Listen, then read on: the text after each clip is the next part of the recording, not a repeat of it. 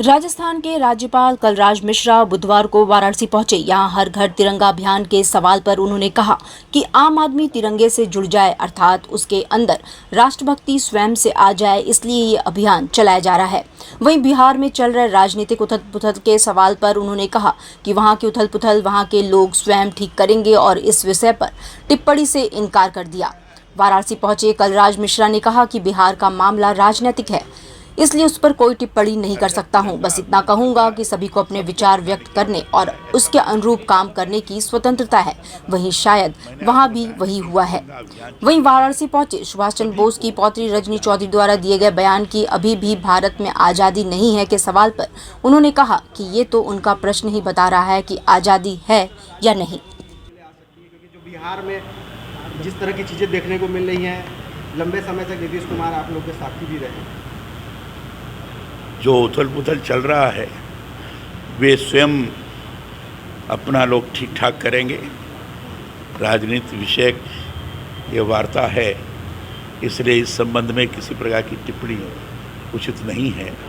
केवल इतनी ही मैं अनुभव करता हूँ कि जहाँ भी सारी चीज़ें चल रही हैं स्वयमेव उसको लोग उसका समाधान निकालने का प्रयास करेंगे। सर, नीतीश कुमार ये कह रहे थे कि गठबंधन आरजेडी के साथ असंभव है, लेकिन उसी असंभव को वो संभव। मैंने आपको प्रारंभ में ही बताया कि राजनीति के संबंध में मैं कोई टिप्पणी नहीं करना चाहता। इस तरह की आइडियोलॉजी कब तक चलेगी, कब तक ऐसे सरकारें गिरती रहेंगी? वो तो हर व्यक्ति को स्वयं विचार करने की स्वतंत्रता है। वो स्वयं क्या सोचता है, किस ढंग से काम करता है, उसके ऊपर निर्भर करता है। सब चीज़ों से नुकसान किसका हो रहा है? मैंने आपको बताया ना कि इस संबंध में टिप्पणी करना ठीक नहीं है।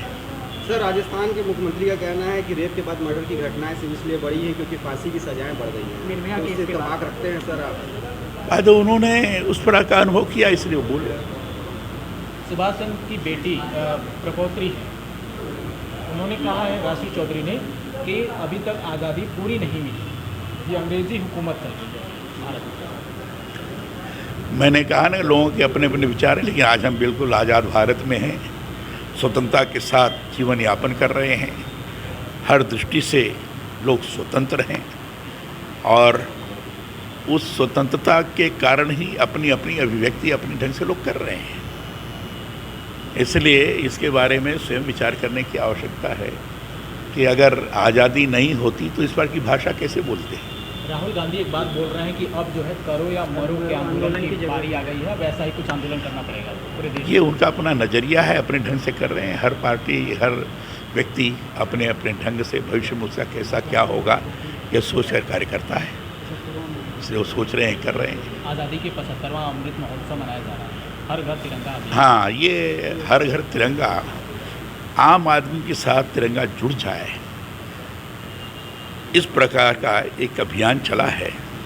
तिरंगा जुड़ जाने का मतलब ये है कि उसके अंदर राष्ट्रभक्ति, देशभक्ति स्वयमेव रोम रोम में आप्लावित हो जाए, इस दृष्टि से है। और यह माहौल निश्चित रूप से लोगों के अंदर राष्ट्रवाद की तरफ अग्रसर करने की दृष्टि से सक्षम है, समर्थ है। डिजिटल इंडिया का digital new platform live VNS पिछले 7 वर्षों से बनारस की सेवा में। पाइए बनारस के कोने कोने की खबर निष्पक्षता के साथ। लाइव VNS से बनारस की ताज़ा तरीन खबरों के लिए प्ले स्टोर से डाउनलोड कीजिए लाइव VNS ऐप या फॉलो कीजिए लाइव VNS को सोशल मीडिया पर।